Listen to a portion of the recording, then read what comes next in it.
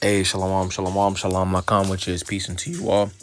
Hi, Rob Tawab La Thumbs, Achyakam Yawaman Rachagado, Charlotte, which is good evening. This is your brother Yawan from the GMS camp in Charlotte. Nachamatam, Kayah Malakatashabayim Kwara, repent ye for the kingdom of heaven is at hand.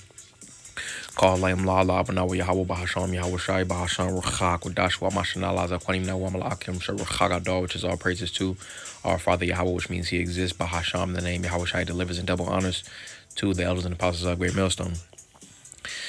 Want to go into a Hayawam Shal Hadabar, which is Hadabar Shal Hayawam, which is Hadabar as the word, Shal is of, Hayawam is the day or today.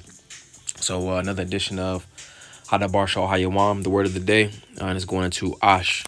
All right, I'm gonna get it in the blue letter.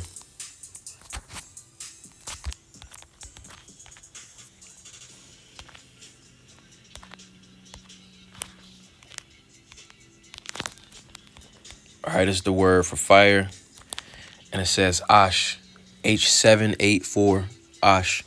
It says fire, flames, supernatural fire, fire for cooking, roasting, parching. It says altar fire, the Most High's anger, fiery, flaming, hot, burning.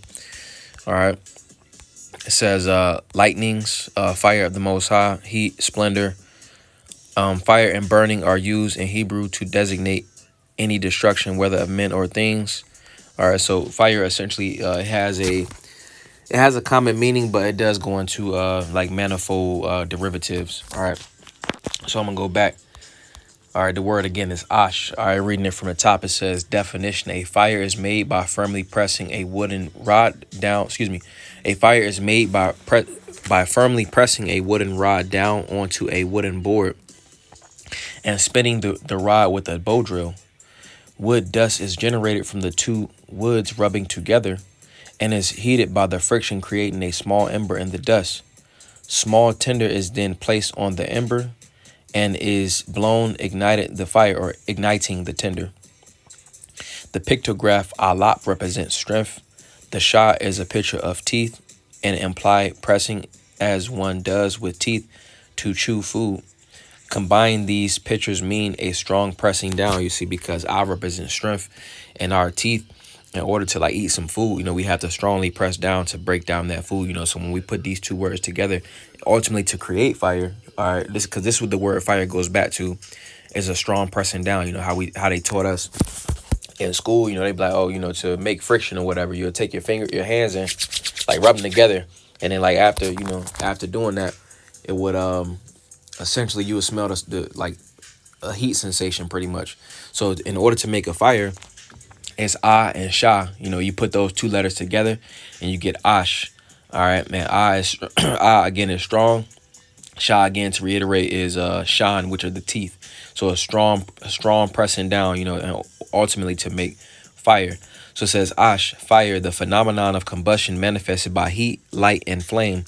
Relationship to root, the pressing of wood together with a fire drill to produce fire through friction. And pretty much this process up here is they'll have a wooden board, say it's on the ground, then they have something shaped like a bow, and they'll take like a string. It'll be a string, and then they'll have a stick, or you could take a stick, all right, and you'll twist it around. You'll twist it around the stick, the bow with the string, and it'll be in the shape of a bow drill.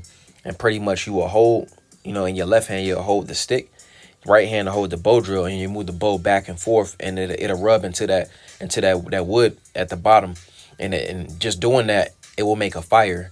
And then basically what it's saying is that by placing different embers at the bottom, it ignites. Like if you put cotton, or if you put like some type of chaff, or like some type of embering, something that is easily flammable, that will ultimately make that fire. So that's that strong pressing down. So reading it again. It says the phenomenon of combustion manifested by heat, light, and flame, the pressing of wood together with a fire drill to produce fire through friction. And it says edenics, which edenics goes back to the study of words. So this is ultimately where they get the word for ashes, where they get the word for ashtray. An ashtray, people in the world, they smoke. So they'll put the cigarettes or whatever they smoke into an ashtray, you see, because essentially where they got that word ash is from the byproduct of a fire. You know, it's not the actual fire itself, but it's the byproduct. Essentially, what the fire creates is ashes. You know, but in Hebrew, that word specifically will go back to ash. All right. So I'm gonna get a couple precepts out of one to Zaza Banaya Paulo with this is a beautiful edification through the spirit. All right, we're going into the word for fire, Ash. All right, so we'll get Yaramya, Jeremiah chapter 5, we'll get verse 14, and it says, wherefore thus saith the Lord power of hosts, because ye speak this word, behold, I will make my words in thy mouth fire, and this people wood, and it shall devour them. All right. And ultimately, what does a fire do? You know, a fire burns, it has a light, you see, but then if it was putting in the reference to like with trees, all right, a worldly example in trees, you know, that fire essentially consumes those trees. You know, it destroys, it devours. All right, so putting that back in the spiritual sense, all right, by the word being likened unto fire, all right, those that's not on the correct side of the word, they're being consumed by this word, all right, because this word entails a prophecy, all right, and essentially it's devouring the plans of the people, all right, while the men of the Lord are essentially comfortable, all right, with the will of the Lord, whatever the Lord is doing in the earth. Those that's not on the correct side of the word, essentially they will be consumed and devoured, all right, by this word, all right. Hence 2/3 Esau, Edom, all right, the rest of the heathen. They are essentially they're in a chokehold from this word. They are being destroyed and consumed by this word, all right. So nevertheless, let's get this. Let's get Mashal Yah Proverbs chapter 26, and we'll get verse 20.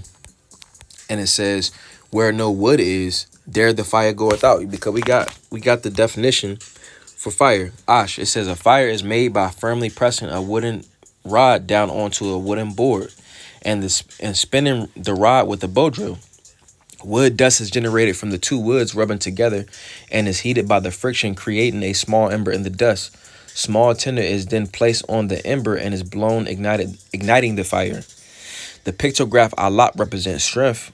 The shan is a picture of the teeth and imply pressing as one with the teeth to chew food. Combine these pictures mean a strong pressing down. All right. So going to this, Proverbs 26 and 20, where no wood is, there the fire goeth out. So if you don't have something that is going to aid the fire gonna go out. If you don't even have if you don't have that wooden board as we got in the definition, it's just gonna be the bow drill, that string, and then it's just gonna be a stick in the middle. And it's while that stick, it will get wore down, and it'll cause some type of a little bit of heat from the friction by rubbing it onto another surface, but it's not gonna create a fire unless it has that wood at the bottom. All right. So going back, Proverbs 26 and 20, where no wood is, there the fire goeth out. So where there is no talebearer, the strife ceaseth. All right, and the scriptures say, I'm gonna get this real fast and come back to that. This is Hosea Hawashai chapter 12. We'll get verse 10. And it says, I have also spoken by the prophets, and I have multiplied visions, and used similitudes by the ministry of the prophet. So a similitude is taking the characteristics of one thing and putting it as a picture, as a reflection to another. So essentially, they parallel one another. So going back to Proverbs 26 and verse 20, and it says, where no wood is, there the fire goeth out. All right, so that wood is essentially what helps that fire to go. So it says, where no wood is, there the fire goeth out. So where there is no talebearer, all right, that talebearer would be a parallel. It will be likened unto that wood. The strife ceaseth. All right, so essentially, by taking away a talebearer from a situation, all right, it essentially, it will make that fire go out. All right, that strife will be the fire. All right, so let's get Isaiah chapter, and actually I want to go back to Jeremiah 5 and 14, or just I'm gonna go back to that real fast. It's Jeremiah chapter 5 and verse 14, and it says, wherefore thus saith the Lord of hosts, because ye speak this word, behold, I will make my words in thy mouth fire, and this people wood, and it shall devour them. All right, and again, this word devours. Now I want to get two examples of that. I'm gonna get Jeremiah chapter 30, and we'll get verse 27. Salat. Or excuse me, Isaiah. This is Isaiah 30 and verse 27. And it says, behold, the name of the Lord cometh from far, burning with his anger, and the burden thereof is heavy.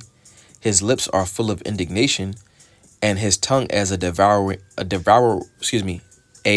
and his tongue a devouring fire. All right. I'm gonna read it again from the top, Isaiah 30 and 27.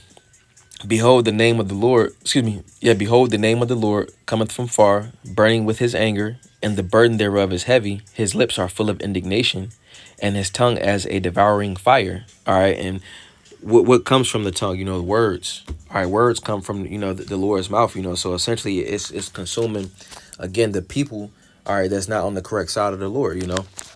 So I'm gonna also get this, just get an example. We'll get 2 Corinthians chapter 10 and verse 4, and it says, for the weapons of our warfare are not carnal, but mighty through the Most High to the pulling down of strongholds. So if it was an item in front of a fire and that fire reached it, essentially the fire will bring it down to the ground.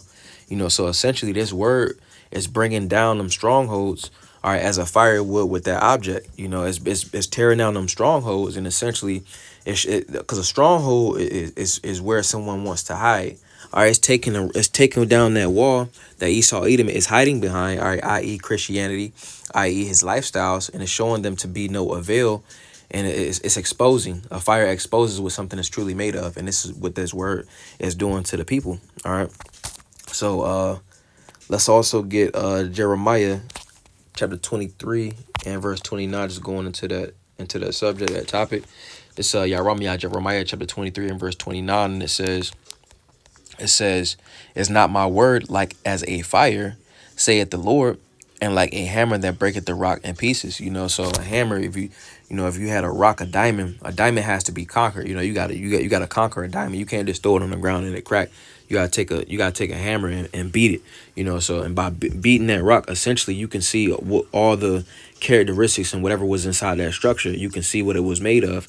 All right, so going back to this right here, Jeremiah 23 and 29, is not my word like as a fire, saith the Lord, and like a hammer that breaketh the rock in pieces. Essentially a fire is going to show what a object is made of. When you take silver or gold, all right, and you put it through the fire, you take it through that process, you essentially see if that's a good piece of silver or gold. You see what it's made of. Same as what the Lord is doing with us.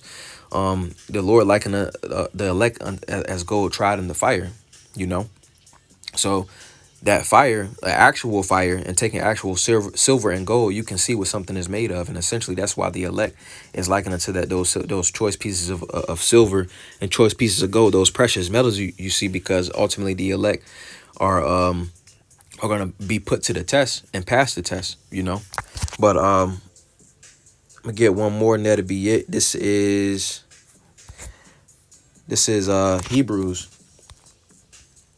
I bar y'all chapter 4, and we'll get verse 12, and it says, for the word of the Most High is quick and powerful, and sharper than any two-edged sword, piercing even to the dividing asunder of soul and spirit, and of the joints and marrow, and as a discerner of thoughts and intents of the heart.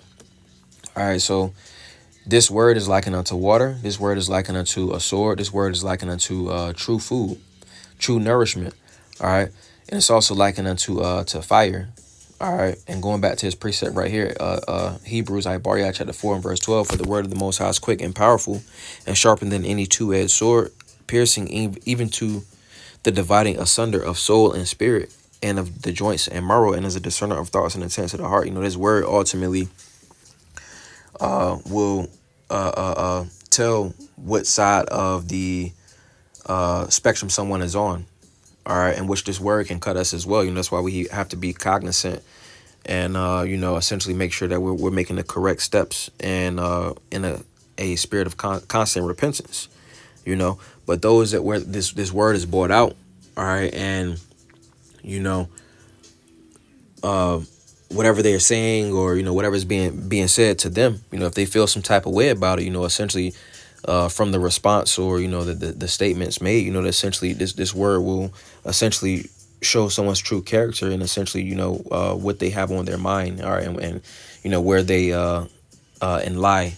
All right, just for example, like if a so-called Christian felt a certain type of way about a certain specific subject, you know, it will be shown, all right, in their speech, you know. But yeah, just wanted to go into, you know, again, Hadabar Hayawam, or another Hadabar Shal Hayawam, the word of the day. Again, it was Ahsh, which is a strong pressing, which again that goes into a fire. So you know, Adawan Tazaza Banaya Apollos, where there's a beautiful edification through the spirit. Wadawan Tazah Atam Yashlai Lata Wablo as well. You have a good night. Washalam Lakam, which is peace and tiwa. Shalom, shalom.